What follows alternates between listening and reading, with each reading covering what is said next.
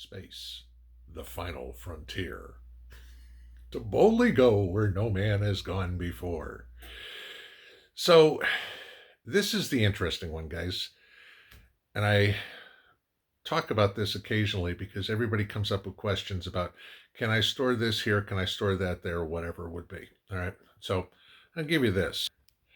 That, 2x4s, plywood, that is my project starting this week. I was cutting the wood to size today, and then it started pouring rain, so I couldn't do anything outside. But see, what I've got a problem with is the same thing you guys do, is I'm out of space, okay? And Mrs. P and I have canned a whole bunch more stuff, but I've got that wall taken up. I've got everything over here on shelving, obviously all that, buckets all over the place. I've got all this stuff all over here, and it keeps on going and going and going, okay? But, so, I bring this to case in point because everybody asks all the time, where can I put stuff? All right. Now, I've got an extra room in the house that we've turned into basically the prep room. I mean, obviously it's got all this stuff in it. It's got, a couple of freezers in it. It's got all the personal safety devices, you name it. Everything's in here. Well, not everything, but I mean, this is the main storage facility. There are a couple other spots where I've got stuff, but nothing as this size. Okay. And again, it's because you don't have tons and tons of space. So people ask me all the time, where can I store things? Now, certain places are better for certain things and certain not, okay? I'll start with paper products. Paper products are great. I mean, they could go in a garage, they could go in an attic, whatever it would be. They're not going to spoil. The only thing that you don't want, paper products to be around is anywhere that can get wet. Okay. We all know wet toilet paper is pretty much useless. Okay. So store that where it's going to be dry. Any of your food. Okay. Now, food is a completely different animal. Food does not go in the garage. Food does not go in the attic. Basement's a good place for it. But what you're looking for food is any place that is going to be a constant temperature all year. And I mean, you think about your garage. Your garage will be 100 degrees, 110 degrees in the summer, and it'll be, below freezing in the winter. That's not good for storing food. But, a closet, a bedroom, those are great places. And then, what I tell people, because a lot of people are in smaller places, under the bed is a great place to store food. Okay, get yourself some of those little flat totes that you get at Walmart for a couple of bucks. Line them with all your cans, slide them under the bed, and good, you're done.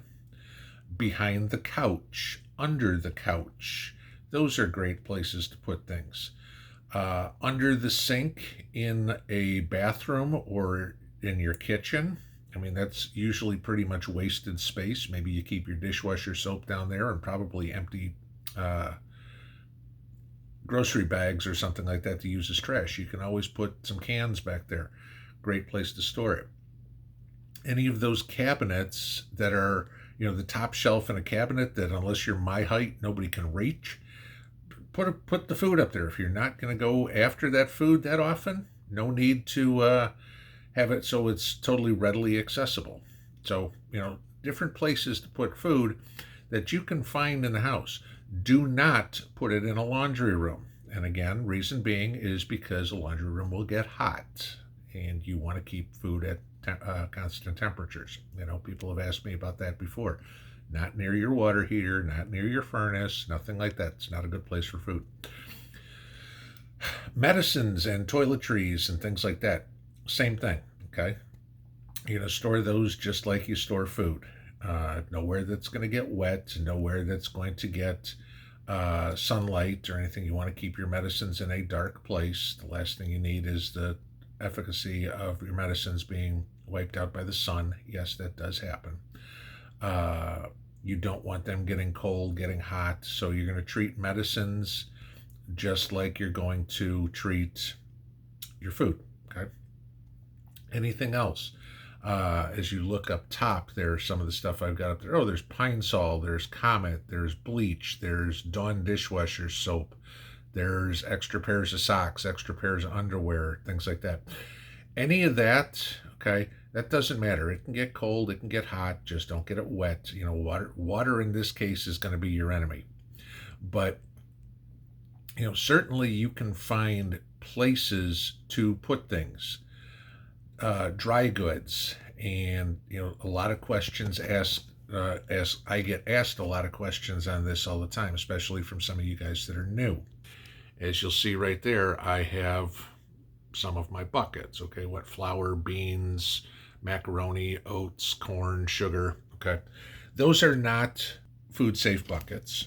Okay, which they don't have to be if you use a Mylar bag inside. Now, all those are with a Mylar bag with an oxygen absorber in there. They're all sealed up and they're good. If you don't want to use the Mylar bags, then yes, definitely get yourself a food safe bucket. You know, go to Walmart's bakery, ask them for the ones that frosting came in or something like that. People have mentioned before using pickle buckets.